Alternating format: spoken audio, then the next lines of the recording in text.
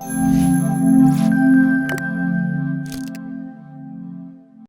এখন আমাদের কাজ হচ্ছে আমাদের যে পোস্টগুলো আছে না, এই পোস্টগুলো ক্লিক করলে সিঙ্গেল পোস্টে গেলে তখন কি দেখাবে, নিচে একটা কি দেখাবে, কমেন্ট বক্স দেখাবে, ঠিক আছে? ওকে, সেটা আমরা নিয়ে আসতে গেলে আমাদের একটা মেথড ফাংশন ইউজ করতে হয়, কমেন্টস টেমপ্লেট ইউজ করতে হয়। তো চলো আমরা সেই কাজটা করি। আমরা আমাদের করে চলে যাচ্ছি, এখানে হচ্ছে আমাদের সিঙ্গেলে। ওকে, এই যে এখানে এসে আমি একটা যদি সেকশন নিতে চাই, আচ্ছা এটা তুলে দিচ্ছি, এখানে দিয়ে দিব, তা দিয়ে দিই, ঠিক আছে? তাহলে ধরো এটা হচ্ছে কমেন্টস, কেন এই ক্লাস যাতে আমি চেঞ্জ করতে পারি, এডিট করতে পারি। তারপর হচ্ছে এটার নাম কি, আমরা এখন পিএইচপি ট্যাগটা নিব, পিএইচপি এটার নাম হচ্ছে কমেন্টস টেমপ্লেট। এটা কি আছে, কমেন্টস টেমপ্লেট, এই এই লেখা এখন দরকার নেই। আমরা কি কি রাখতে পারবো, স্ট্রিং বুলিয়ান রাখতে পারবো, ঠিক আছে? আচ্ছা এটাকে ক্লোজ করি আমরা। আচ্ছা একটু চেক করে দেখি তো পাচ্ছি কিনা, দেখো চলে আসছে, ঠিক আছে? আচ্ছা এটা কেন, এটা নয় হচ্ছে এখানে এই যে আমি যে পোস্টে যাই, এখানে তো কোথাও টিক দেওয়া আছে কমেন্টটা না দেখানোর জন্য।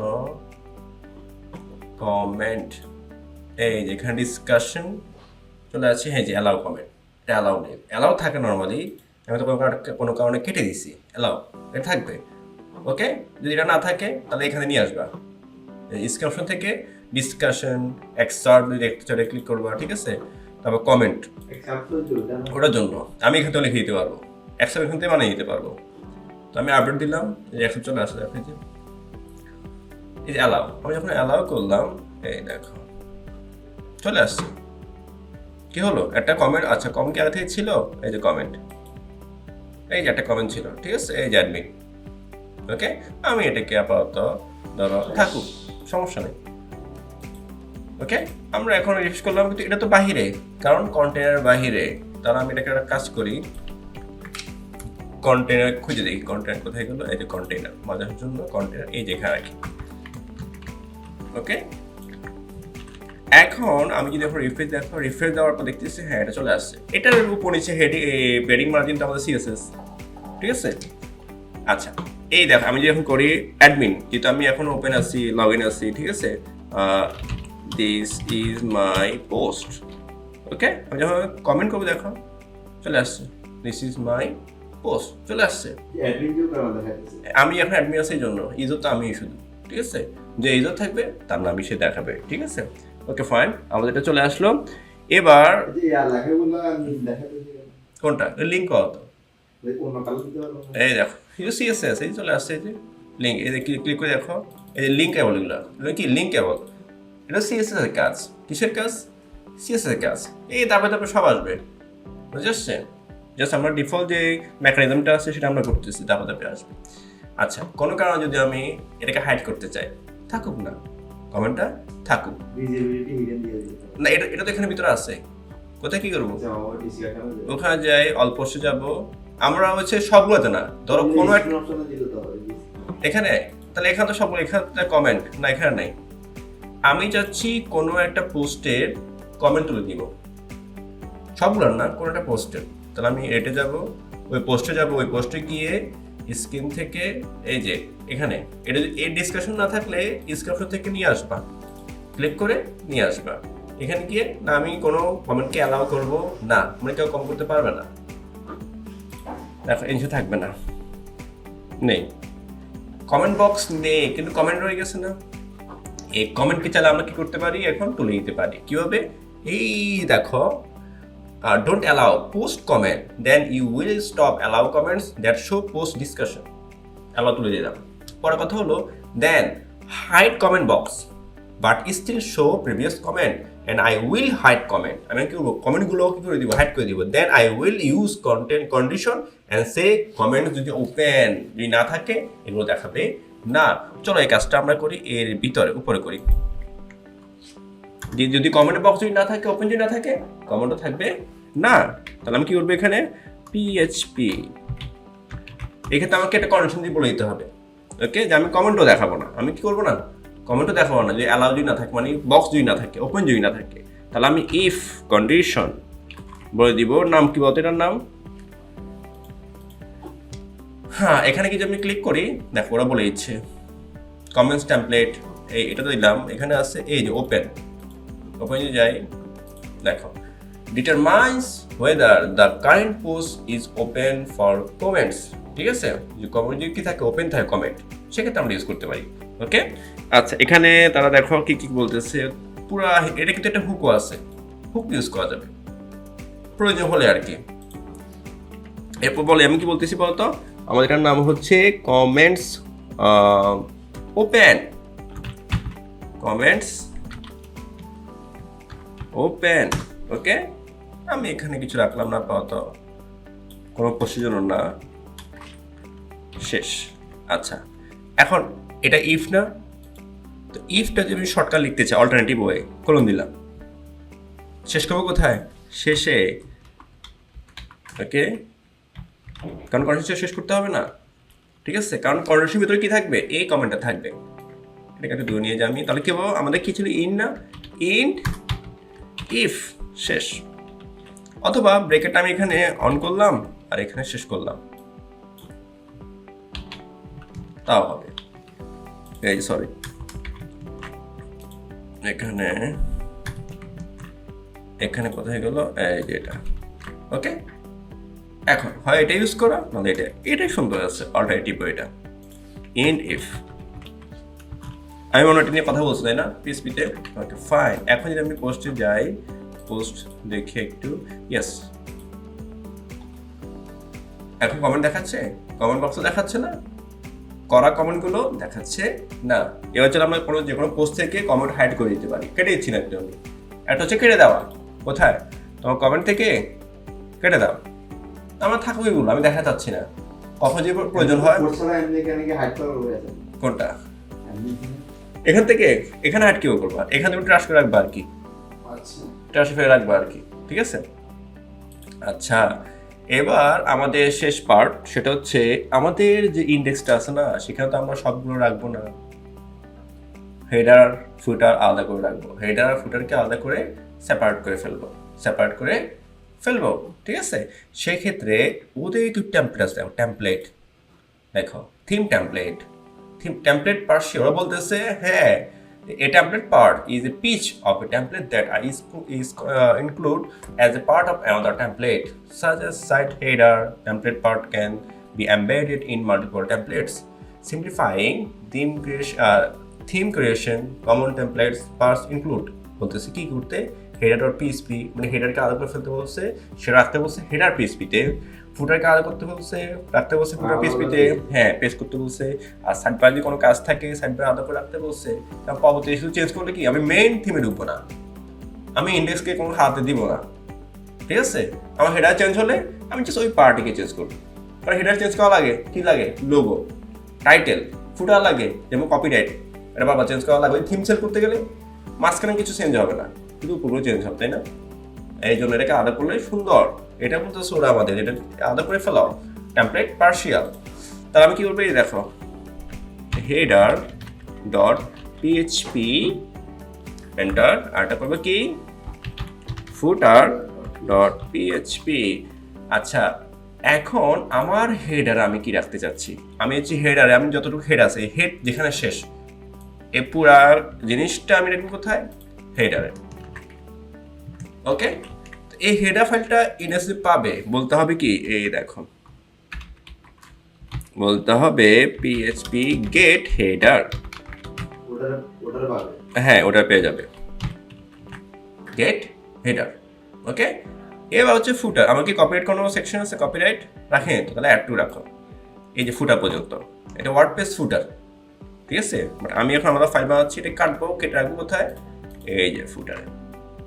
এটা যে লিঙ্ক করতে হবে তাই না, তাই লিখতে হবে আমাদের এখানে পিএইচপি ট্যাগ দিয়ে গেট ফুটার, পিএইচপি গেট ফুটার, এইটা পেয়ে গেছে। আমি যদি নোটটা দেখাই, আই হোপ ভালো একটা আইডিয়া পাবা। ইয়েস, গেট হেডার, এটা কেন, এটা আসুক, এই দেখো, লোড হেডার টেমপ্লেট। আমি এটাকে কি করলাম, প্রত্যেকটা ফাইলকে ধরতেছি কি টেমপ্লেট আকারে, কি আকারে, হেডারের টেমপ্লেট ফাইল, ফুটার হচ্ছে একটা টেমপ্লেট ফাইল, ঠিক আছে, আলাদা করে ফেলতেছি।